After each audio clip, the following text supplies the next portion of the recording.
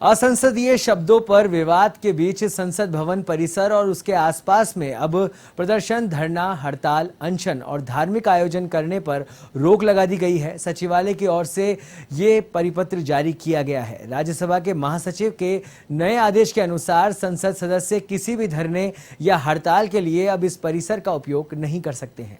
इसी मसले को लेकर कांग्रेस प्रवक्ता सुप्रिया श्रीनेत ने बातचीत की। दिल्ली संवाददाता ज्योति सिंह ने हमारे साथ यहाँ पर बात करने के लिए मौजूद है कांग्रेस प्रवक्ता सुप्रिया श्रीनेत। मैम, जिस तरीके से रुपया एक बार फिर से गिर गया और काफ़ी रिकॉर्ड के मुताबिक ये गिरा गया है, क्या लगता है आपको इस पर देश का कितना असर होगा? देश पर 80 रुपए के पार आज रुपया है, लेकिन सरकार की ओर से सुई पटक सन्नाटा है। जो लोग बात करते थे कि प्रधानमंत्री की आबरू और गिरते रुपए पर होड़ लगी है, आज भी तो वही है। आपकी आबरू गिर रही है, आपकी साख मिट रही है, आपकी इज्जत घट रही है, आप क्यों चुपचाप बैठे हुए हैं?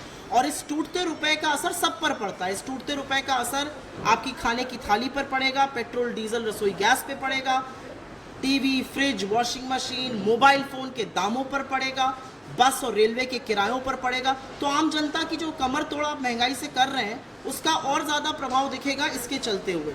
और इसीलिए समस्या को समझिए, उसका निवारण करिए। 2013 में भी रुपया गिरा था, लेकिन एक साल के अंदर ही हम रुपए को 59 से 69 गिर गया था, वापस 59 पर ले आए थे।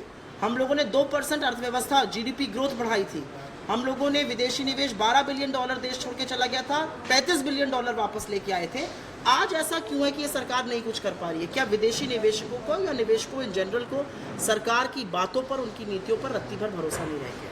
रुपया की कीमत, रुपया गिर गया है और दूसरी तरफ मॉनसून सत्र स्टार्ट होने वाला है। वैसे में पार्लियामेंट के अंदर कुछ वर्ड्स पर लिमिट लगा दी गई है, रोक लगा दी गई है और आज भी धरने और सत्याग्रह पर भी रोक लगा दी है। बिल्कुल, और इसीलिए सवाल ये पूछना है कि हम एक लोकतंत्र हैं या हम एक लोकतंत्र नहीं है।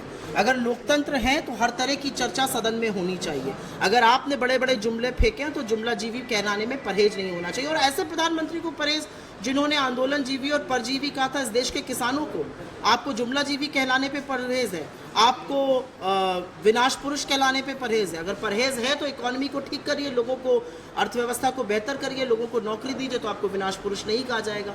ये सारी चीज़ें मोदी जी की पर्यायवाची बन गई, इसलिए इन वर्ड्स को एक्सपंज किया जा रहा है, पहली चीज़। और दूसरी ज़्यादा ज़रूरी चीज़ ये है कि सदन के बाहर आप लोगों को प्रदर्शन नहीं करने देंगे, सदन के अंदर लोगों को बोलने नहीं देंगे, समितियों के पास आप बिल नहीं भेजेंगे, ऑर्डिनेंस के माध्यम से सरकार और कानून बनाए जाएंगे। ये ऐसा कब तक चलेगा? तो सरकार को डिसाइड करना है कि इस देश में जीता जागता लोकतंत्र जीवित रहने दिया जाएगा या नहीं दिया जाएगा। आखिर क्या लगता है आपको, सरकार ये सारे कदम, ये सारे क्योंकि ये सरकार डरती है। सरकार डरती है कि अगर इन्होंने विपक्ष को बोलने दिया तो जो इनकी विफलताएं हैं, चाहे वो अर्थव्यवस्था हो, चाहे वो बेलगाम महंगाई हो, चाहे वो बेरोजगारी हो, चाहे वो टूटता हुआ रुपया हो, उन पर बातें होने लगेंगी। इसलिए ध्यान बटाए रखो, इधर उधर की बात करते रहो, विपक्ष को बोलने का मौका मत दो।